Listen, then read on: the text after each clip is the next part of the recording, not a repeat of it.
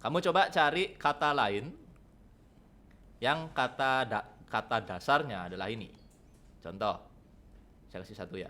Wisatawan. Nah, kan ditambah wan nih. Nah, cocok logi doang ya. Nah, ya. Kamu cari yang lain, cari artinya. Jadi kan katanya nggak cuma satu doang nih. Kata tengahnya wisata. Kamu cari kata lain. Ya, saya contohin satu, wisatawan. Iya, tulis. Cari artinya. Ya, tulis cari artinya. Jangan tanya ChatGPT ya. Yuk, cari kata sebanyak mungkin. Kira-kira ada apa aja. Sebenarnya kalau kamu buka satu website aja udah nemu semuanya ya. Sakti kan slide saya kan. Slide saya sakti. Time traveler. Ya, slide-nya sakti ya. Oke deh, walaupun miss-miss dikit gak apa-apa ya, mirip. Ya, jadi wisatawan adalah orangnya, pariwisata adalah tadi bidangnya. Ya, di situ ada masyarakat, pengusaha, pemerintah daerah. Nah, kalau kepariwisataan adalah bicara interaksinya. Ya, tadi kan kita bicara 5 hal. Bentar, mana dia? Ini. Ya, kalau wisata itu sebelum kita bicara yang lain, ya apa yang nanti disebut wisatawan, pariwisata, kepariwisataan, ini dulu yang dipenuhi. Jadi nggak boleh ditawar, nggak boleh dinego. Ya, jadi jangan ngomongin ini di bawah kalau belum 5 ini dipenuhi. Ini basicnya. Yang membedakan kamu kuliah ke kampus dengan orang berwisata tujuannya sama. Yang membedakan kamu pergi keluar daerah wisata dan membedakan orang keluar daerah latihan militer. Lalu wisatawan adalah orangnya, melekat di orangnya. Pariwisata adalah bidangnya. Kalau kepariwisataan adalah bicara interaksinya. Ya, saya langsung gini aja. Intinya aja. Ya, nanti kepariwisataan adalah interaksinya. Nah ini, interaksi antara wisatawan dan masyarakat setempat, sesama wisatawan, pemerintah daerah, pengusaha. Ya, ini lebih ke kegiatannya. Ya, lebih ke kegiatannya. Mirip-mirip sih ya, mirip-mirip. Tapi setidaknya sekarang kamu tahu bahwa poinnya adalah apa yang membedakan orang disebut wisata dan orang yang enggak berwisata.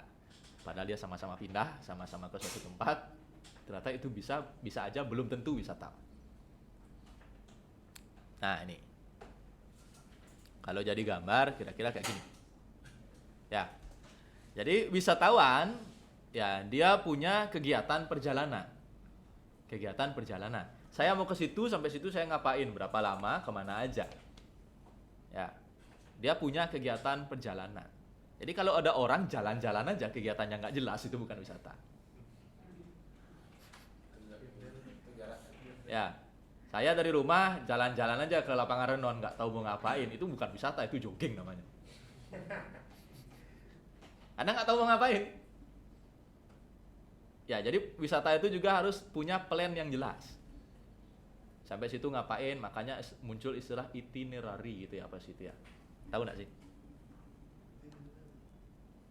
Nih, masa nggak tahu?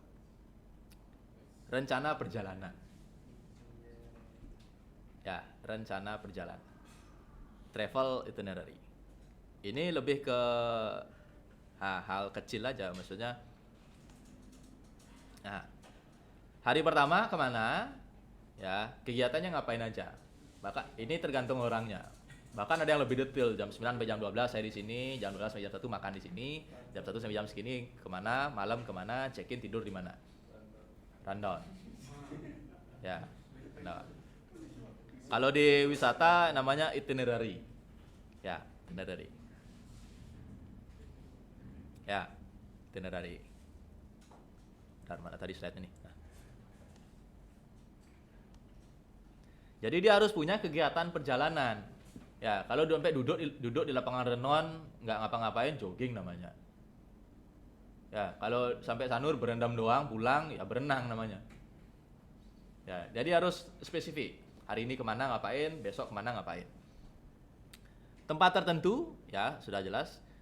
Ada tujuannya, rekreasi, pengembangan pribadi, mempelajari keunikan daya tarik wisata. Kalau terpaksa ke kampus, bukan wisata. Nah, yang terakhir adalah jangka waktu sementara. Ya, berapa hari, berapa minggu gitu. Nah, kalau dari segi aspek pariwisata itu ada yang namanya 4A. Ya. Jadi ada aksesibilitas, ada daya tarik, ada fasilitas, dan ada pelayanan tambahan. Ini lebih ke mengapa atau tempat apa yang disebut sebagai tempat wisata. Ya, aksesibilitas, ada jalannya. Ya, tahu kan beberapa pantai di Bali itu nggak ada jalan untuk ke situ. Ya, sekarang ditanya, pantai itu tempat wisata nggak? Enggak. Ya, ada pantai yang nggak ada jalur motor mobilnya. Ke situ harus jalan kaki belusukan, atau mungkin belum ada jalurnya. Apakah pantai itu tempat wisata? Enggak juga. Ya, satu, tempat wisata harus punya aksesibilitas. Ya, yang bagus ada mungkin terminal busnya, ya parkir mobil, motor, semua ada. Buka AP, ada Grab di situ. Kok jadi promosi Grab? Ya, daya tarik, ada sesuatu yang menarik. Ya, Sanur punya sunrise, Kuto punya sunset. Ya, lalu apa misalnya, ya kalian tahu lah ya. Pantai, lalu Kintamani punya coffee shop berlatar apa namanya dengan view gunung itu misalnya. Ya, dan segala macam. Ya, daya tarik doang. Kalau pantai nggak ada apa-apa yang menarik, belum tentu tempat wisata. Bisa aja pantai Padanggalak, Tongos Nang Aben. Ya, kita baru bicara pantai doang. Pantai ini tempat wisata apa enggak? Punya jalan, punya daya tarik. Ya, tidak semua pantai tempat wisata. Kalau pantainya nggak punya jalan, bukan tempat wisata. Kalau pantainya nggak punya daya tarik, ya bukan tempat wisata. Tongos Ngaben, Tongos Nganyut. Clear ya. Jadi tempat wisata harus punya jalan dan harus punya sesuatu yang memang menarik. Punya nilai plusnya yang hampir nggak ada mungkin di tempat lain. Ya. Pantai, Double Six, Kuto, Jerman, Segara, apalagi itu Melasti, Nyang-Nyang, segala macam sudah kamu tahu namanya. Sunset. Ya. Mertosari, Sanur, Matahari Terbit, dan gianyar-gianyar lainnya, Sunrise, Lovina, Lumba-Lumba. Ya.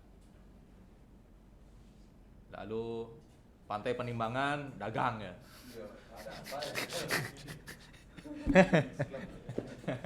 Ya setidaknya dia punya daya tarik. Iya, Ahmed dive in. Kalau nggak bisa dive ya udah tenggelam aja. Ya udah itu kamu tahu kan. Nah itu di Bali, di luar juga sama ya. Jadi dia harus punya daya tarik. Kenapa orang-orang luar Bali, especially Java, ya sangat gila datang ke Bali. Gila tanda kutip ya. Maksudnya sangat senang sekali datang ke Bali, terutama ke pantainya. Karena pantai mereka bukan gimana-gimana, nggak ada daya tariknya. Sunrise nggak ada, sunset nggak ada. Kalau kamu perhatikan bentuk pulaunya, ya bentuk pulaunya Bali itu kan yang gitu tuh ya. Ya, Sanurnya ada sini, Kutonya ada sini, mataharinya gini. Kalau kamu perhatikan global itu kan, Sanur itu kan menghadap matahari terbit, ya. Kuto menghadap matahari tenggelam. Coba jawab. Pantainya atas bawah. Mana sunrise mana sunsetnya? Nggak ada. Jadi kalaupun mereka di pantai, mereka nggak akan melihat matahari itu di depan wajahnya, nggak, tapi di samping. Ya, kalau kita berpikir global aja. Kenapa Sanur punya sunrise, Kuto punya sunset? Sanurnya ada situ, saya kebalik ya. Lalu Kutonya ada sini. Sehingga itu akan dilewati timur barat. Matahari, sunrise sunset. Coba dijawab. Satu, untuk menuju pantai di Jawa kamu harus menempuh sekian puluh kilometer. Capek duluan. Ya, capek duluan. Sampai di pantainya Mataharinya di mana? Di kiri dan kanan kupingmu. Bukan di depan belakang. Ya, kalau kita duduk di Sanur kan mataharinya kan di depan. Naik bikin konten Instastory gitu ya. Naik. Duduk di Kuta, pantainya di mana? Di atas, turun ke depanmu. Kan gitu, bikin story lagi kan gitu. Ya, kalau di Jawa gimana? Utara Selatan. Ya, Utara Selatan. Kayak gitu. Punya fasilitas. Ya minimal ada toilet. Ya. Pergi ke pantai, punya daya tarik, nggak ada toilet. Kurang. Rating bintang 1. Nggak ideal untuk berpariwisata. Kecuali kamu siap nahan kencing, nahan sakit perut sekian jam di situ. Ya, fasilitas. Bayangin, ke pantai sunset bagus, nggak ada parkir motor. Parkirnya di tebing, batu kapur. Ya, nggak ideal untuk wisata. Ya, yang ada nanti jadinya JKN motor. Helm ciabo hilangnya. Toilet, parkir, apa lagi ya? Dagang mah layanan tambahan. Ya, basic ya. Ya, tempat cuci kaki kalau ke pantai dan segala macam. Ya, kalau gunung menyesuaikan. Pelayanan tambahan, ada brosur, informasi ke sini apa gitu ya. Lalu ada apa namanya? Arah evakuasi bencana segala macam. 4 ini dipenuhi baru ideal. Ini tempat wisata. Ya. Jadi kalau ke pantai doang ada yang menarik, pada galak. Ya, pada ngaben. Menarik doang nggak ada jalannya. Menarik nggak ada jalannya, hidden gem. Ya, untuk yang berani-berani aja. Ya. Menarik, ada jalan, nggak ada fasilitas, tersiksa ya. Mau kencing di mana? Menarik. Intinya keempat ini mengikat. Sehingga disebut sebagai aspek pariwisata. Ya. Jadi wisata itu nggak sembarangan orang pergi ke lapangan itu udah wisata. Belum. Ya, jadi nggak sembarangan. Ya, bukan berarti bule naik bus kamu lihat ya bus, walaupun busnya tulisan bus pariwisata, ada bule masuk, belum tentu. Cek dulu. Ya, belum tentu. Ya, lalu wisata itu banyak. Ada yang wisata budaya, lalu wisata pertanian, maritim, bahari, laut, pertanian, sawah, perkebunan, budaya, cagar alam, wisata buru, konvensi itu apa? Bentar ya, lupa nih.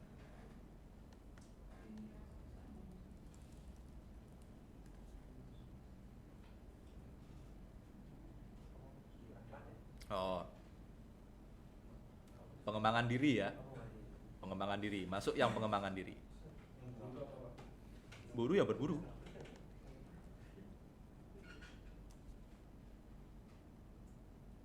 Loh, kok malah Pulau Buru?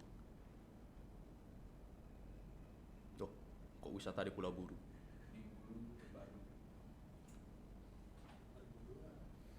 Mungkin maksudnya berburu ya. Tapi ini belum semuanya ya, jadi contoh-contoh pembagiannya. Ya, jadi ada yang memang mengunjungi budaya, biasanya bule-bule yang levelnya udah mau tua gitu ya. Jadi sukanya yang yoga, kecak, uluwatu gitu ya, di Ubud healing gitu ya, di sawah gitu ya, kayak gitu-gitu ya. Beda sama bule yang remaja kayak kamu, ya dugem, ya nyewa motor nggak pakai baju, nggak pakai helm, gas, giliran ada melis di stop pecalang ngamuk.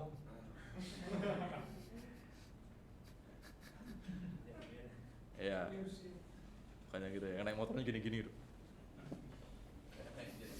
Naik jet ski. Ya, jadi wisata juga dibagi lagi tergantung tujuannya. Jangan berpatokan pada 6 ini doang, saya mungkin ada salah. Ya, tapi dibagi berdasarkan apa yang dikunjungi ya. Jadi kalau dia ke laut disebut wisata maritim. Ya, jadi kalau maritim, Mataram kali ya. Kalau wisatanya dia ke cari-cari ya Ubud style gitu ya. Ya udah bisa mungkin atau di Bedugul ya metik stroberi gitu ya. Nah, itu agrowisata gitu ya. Maklum ya, masih jet lag. Terus datangnya ke museum, ke art center gitu ya. Lihat yang berbudaya-budaya, nonton kecak di Uluwatu, macam keluar kemarin nonton ogoh-ogoh. Itu misalnya bule-bule, berarti dia sedang wisata budaya. Ya, mungkin perlu saya tambahin wisata atlas lagi satu ya. Ya, gitu. Orang Jawa senang ke Bali karena pantai. Lalu kenapa bule senang ke Bali? Dugem di tempat dia juga ada. Surfing, iya. Surfing karena mereka tidak punya pantai, sama seperti Jawa ya. Sama seperti Jawa. Oke, tadi kita udah bicara Sanur ada situ, Sunset Kuta ada situ. Sekarang coba lihat pulaunya. Australia di bawah, Amerika di atas, Jepang di atas. Yang di tengah garis tuh Indonesia. Ya, jadi kamu tiap hari lihat sunrise, lihat sunset. Mereka 3 bulan sekali. Kan pulaunya di atas dan di bawah. Ya, pulaunya di atas di bawah. Makanya mereka punya 4 musim kan. Jadi ketika mereka di baliknya matahari, salju. Kan gitu. Kita kan tidak pernah di baliknya matahari. Ya, kita ini di tengahnya bola bumi itu. Bagi yang percaya bumi bulat ya.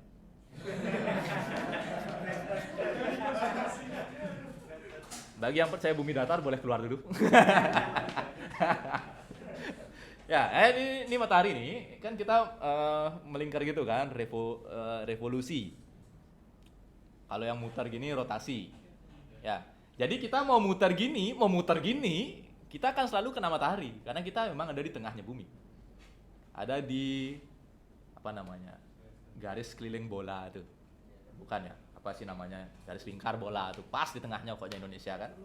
Ini kamu lulus IPA IPS kan waktu SD kan, nah itulah. Jadi mau berrotasi mau berevolusi kita akan selalu tetap di tengahnya matahari ya. Jadi air laut kena matahari mentok hujan jenuh, mentok naik jadi mendung jenuh hujan, gitu aja terus kita ya sampai mati. Bangun terang, air lautnya kena matahari, naik mendung jenuh hujan. Lagi disemprot matahari, naik mendung jenuh hujan. Mendung dileser konser nggak jadi hujan. Iya, itu misalnya. Itu yang terjadi di Indonesia kan, karena kita ada di tengah, jadi terus kena matahari. Mereka,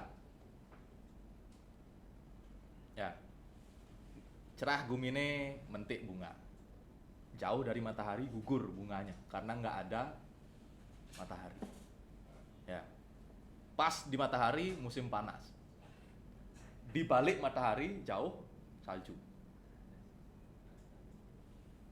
Itu yang terjadi secara singkat ya, walaupun saya bukan orang IPA ya. Jadi secara singkat kan itu yang terjadi. Jadi kalau di luar lingkar bumi dia akan punya 4 musim. Karena faktor tadi rotasi, bumi itu berputar, revolusi, bumi itu mengitari matahari. Nah, orang Jawa senang ke sini karena tadi sudah jelas, mereka punya pantai, nggak punya sunrise dan sunset. Ya. Bule, kenapa senang ke sini? Kalau kita objeknya adalah pantai. Yang tadi, ya hal-hal yang Pulau Jawa masuk, nggak pernah lihat sunrise dan sunset, ya mereka sangat senang dengan matahari, makanya naik motor nggak pakai baju. Karena bagi mereka salju itu menyiksa sebenarnya. Ya, kalau kamu tinggal di daerah yang bermusim salju, itu kamu hampir tidak boleh keluar rumah. Kalau lagi badai, kan nggak keluar rumah. Orang-orang tuh bisa 3 bulan nggak keluar rumah. Pakai baju tebal terus. Jangan ditanya mandinya kapan. Mandinya 3 hari sekali, seminggu sekali. Ya. Kalau lagi salju 3 bulan. Libur Pak? Enggak, siapa ngasih libur, kerja, sekolah. Setiap 3 bulan. Setiap 3 bulan dalam setahun. Jadi sampai sini merdeka. Ya, mandi tiap hari, kemana-mana bebas ya. Nggak perlu pakai baju tebal, sampai lupa diri ya, nggak pakai baju, pakai boxer doang.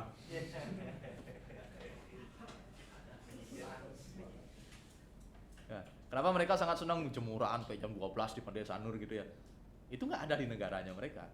Hal yang sama akan terjadi dengan kita yang mungkin pertama kali lihat salju. Ya, lagi badai udah diperingetin, badai diam di rumah enggak.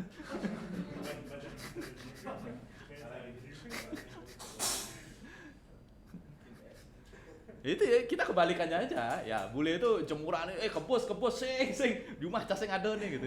Di rumah aku enggak ada. Dan dibalik doang. Ketika kita nemu salju udah sama, main boneka salju, lempar-lemparan ya, pengen bikin meriam kayak SpongeBob ya. Ya, itu segala macam tuh. Ya, mungkin lidahnya dikeluarin gitu ya biar bisa makan salju. Itu yang terjadi ya, sama gila, noraknya kayak bule lihat matahari. Kita yang kan boleh senang kebus bule ini kan gitu. Jadi kita kalau mereka ya sama, kayak senang salju lu mau gitu.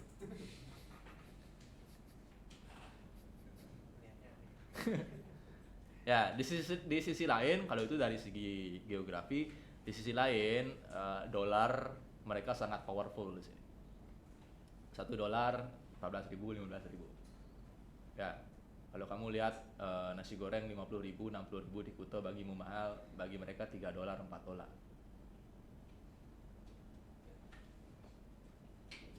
Ya, nasi goreng 50.000, 60.000 bagimu mahal banget nih, makan sehari. Ya, makan sehari. Ini nasi campur, ibu-ibunya udah nyerah duluan. Ya, bagi mereka itu cuma $3, $4. Mereka sudah dapat porsi luar biasa. Dengan plating, dengan pelayanan, dengan nak Bali everywhere, tenang, musik gamelan, MP3 gitu ya. Ya, makan di tengah sawah. Ya. $3, $4. Ya, uang mereka sangat powerful di sini. Kayak gitu. Ya. Lalu beli alkohol sangat longgar di Bali, ngerokok juga sangat longgar di Bali. Di negara mereka agak sulit. Ya, alkohol dibatasi, ngerokok pajak tinggi, dicek beneran KTP segala macam. Jadi apalagi? Maksudnya apa yang hampir semua aspek sangat bagus untuk mereka, si bule-bule itu. Tuh. Ya, mereka makan bisa $10 di negaranya mereka.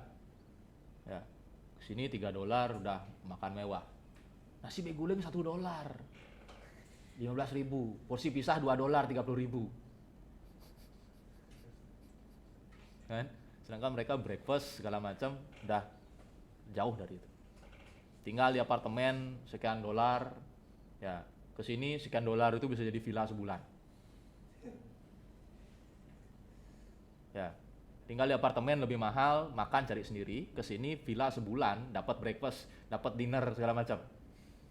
Isi kolam renang, apartemen isi kolam renang. Itu bedanya loh. Itu bedanya. Nah, ini ngomongnya jadi ngelantur-ngelantur ya. Ya, itu yang benar, yang seharusnya. Belakangan udah mulai muncul fakta-fakta seperti bulenya tinggal di Indonesia, kerjanya di luar negeri, WFH, remote. Ya, jadi ada celah untuk itu. Ya, digital nomad. Ya, bule-bule yang modal MacBook duduk di Starbucks, ya dia ngapain?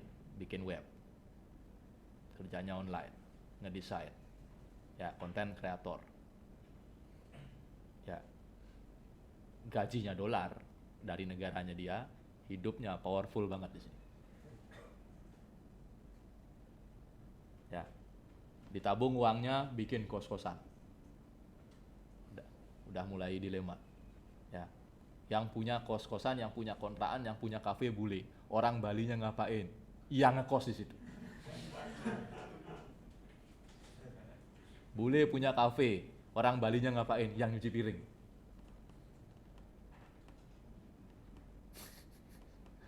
Itu udah mulai terjadi. Ya, pemerintah mau nyekak dari mana bingung dia. Ya. Kerja legal kerjanya. Orang WFH. Online. Mau nyetop gajinya, orang bukan pemerintah yang bayar. Ya. Bingung mau di mana. Akhirnya masih jalan-jalan aja sampai sekarang. Ya. Kalau kamu survei Kuto, Canggu, Tabanan ke situ tuh coba tanya, ownernya orang Indonesia apa orang luar negeri? Udah hampir 40% ownernya adalah orang luar negeri. Ya, lalu muncul lagi pembahasan, Pak kok bisa mereka jadi owner? Mereka kan nggak boleh punya tanah, nggak boleh segala macam. Mereka menikahi orang sini. Kan kayak gitu ya. Jadi yang cowok datang ke sini, istrinya orang Bali, orang Indonesia, ya udah dia mungkin nggak bisa ngurus atas nama istrinya. Itu juga didukung dengan orang-orang kita bangga nikah sama bule. Ya walaupun nggak semua kayak gitu ya. Ya, jadi ada fenomena semacam itu. Ya, karena saya beberapa kali nyervis komputer ke daerah Kuto, Canggu segala macam tuh, ketemu sama ini, ownernya bule. Jadi kan agak dilema gitu ya. Ya nggak salah sih. Ya, cuma kan ya kita yang tuan rumah kan di mana? Ya. Tuan rumahnya di mana? Kenapa nggak tuan rumahnya yang kayak gini? Kapan sih kamu lihat owner ya kafe apa di Canggu atau apa coffee shop tuh ada owner nih Made Gambrung gitu misalnya. Ya, nengah kini gitu dan owner. Paling bom Mr. George apa gitu ya. Oke, itu ada ownernya. Ya. Sing tayan iketut apa gitu, ketut Sumbrak dari Bangli gitu, owner coffee shop di Canggu gitu. Nggak pernah ada cerita kayak gitu. Ya. Walaupun mentok, oh nama Indonesia, ternyata istrinya. Ya itulah, another story. Lalu ini pembagian yang lain. Ini kalau tadi dari segi tempat ya.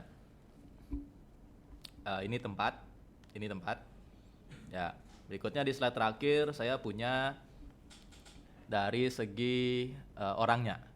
Jadi ada yang wisatawan massal terorganisir, organized mass tourist. Ya. Jadi wisatawan yang hanya mau mengunjungi daerah tujuan wisata yang sudah terkenal. Ya, jadi kalau kita ke Singapura nyarinya ini. Ya. Jadi kalau ke Bali, Pantai Kuta, Uluwatu gitu, Ubud gitu, Nusa Penida. Nggak mau explore. Ya, biasanya ada tour guide-nya, dia rame-rame. Ya, dipandu oleh pemandu wisata. Jadi akan diarahkan ke tempat-tempat yang template aja. Ya, Kuta, Ubud, Krishna oleh-oleh. Ya, naik bus, balik bandara. Ya, karena mereka biasanya nggak mau atau nggak punya waktu banyak, pengen yang pasti-pasti aja. Individual, ya ini yang tanpa terbuka, biasanya mereka yang lebih fleksibel. Ya, jadi kalau pakai guide oke, nggak pakai guide nggak apa-apa gitu ya. The Explorer yang penjelajah, ya jadi benar-benar mandiri. Jadi kamu lihat bule naik motor tanpa guide gitu ya, pegang Google Maps sendirian gitu di jalan, gitu ya. Karena memang The Explorer, ya jangankan Dora aja The Explorer, bule juga ada ya. Ya. Itu ya, kadang motornya mogok di pinggir jalan lupa beli bensin gitu ya. Itu yang shortcut Canggu itu ya, yang gini motornya tuh. Tapi bener loh, kenapa bule itu banyak lewat situ? Kalau kamu buka Google Maps, emang di situ diarahin. Ya, dari mereka kan berpedoman pada Google Maps. Ya, mereka pasti berpedoman pada Google Maps. Coba, walaupun kamu orang Bali ya, coba di Canggu, arahin ke suatu daerah, misalnya ujung Canggu sini ke ujung Canggu yang sini, pasti lewat shortcut. Maps-nya nunjukin shortcut. Karena saya pernah ngirim printer ke situ. Nggak tahu tempatnya, buka nih. Kok jalannya kecil. Situ memang diarahin sama Google Maps-nya. Itu namanya The Explorer. Nah, lagi satu The Drifter.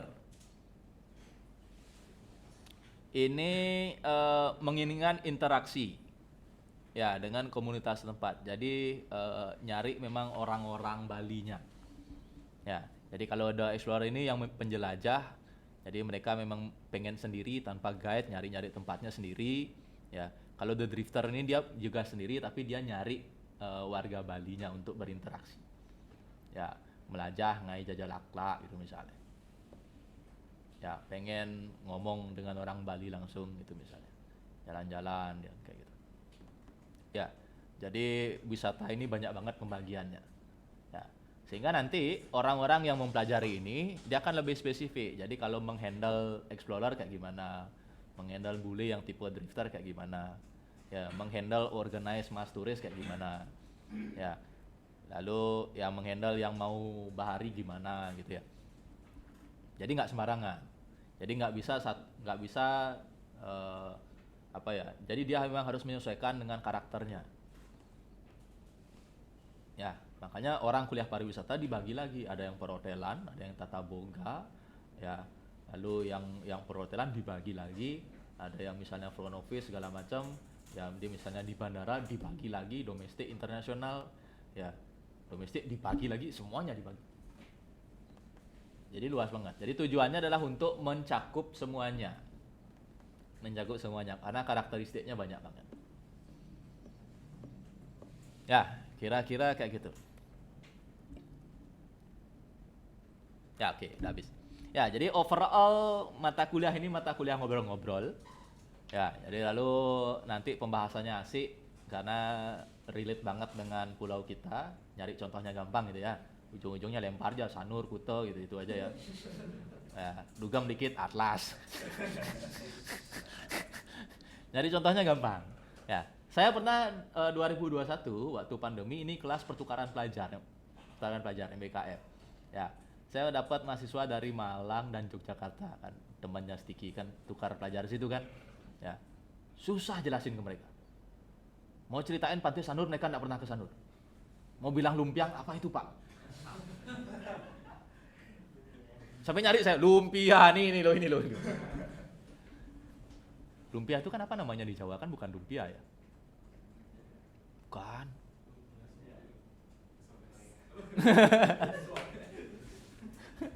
Deh, mau jelasin Kuta segala macam, mereka nggak pernah ke Kuta. Jadi agak sulit. Kalau saya di kelas ini kan gampang aja. Bilang Sanur kamu udah ada bayangan gitu ya. Bilang segala macam udah bilang Atlas udah tak ada bayangan mahal. Kemarin kan ngundang siapa tuh Alan Walker. Ya, yang bikin New Year party itu 4 hari. Si Atlas. Jadi partinya 29, 30, 31, 12. Kalau nggak salah ya. 4 hari apa 5 hari. Intinya beberapa hari sebelum New Year, sekian hari setelah New Year-nya. Full tuh. Ya, full cedak-jeduk. Ya, orang Bali yang tinggal sebelahnya stres ya.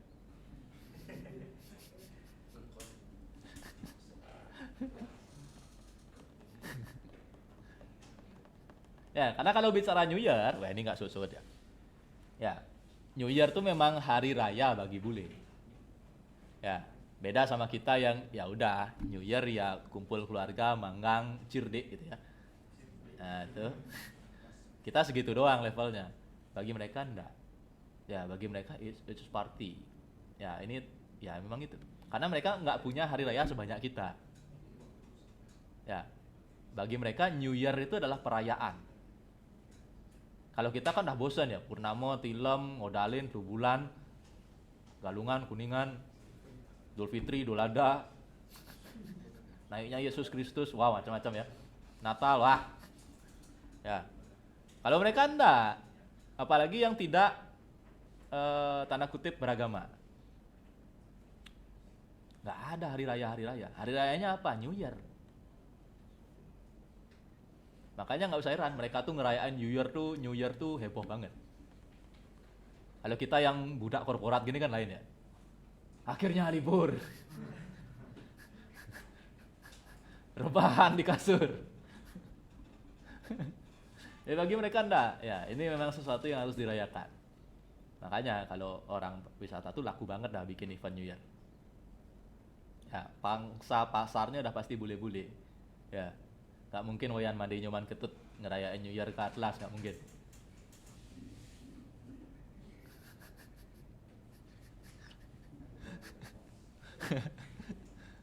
Oke ya, itu kira-kira. Jadi kita akan kayak gini 16 pertemuan, ngobrol-ngobrol santai aja.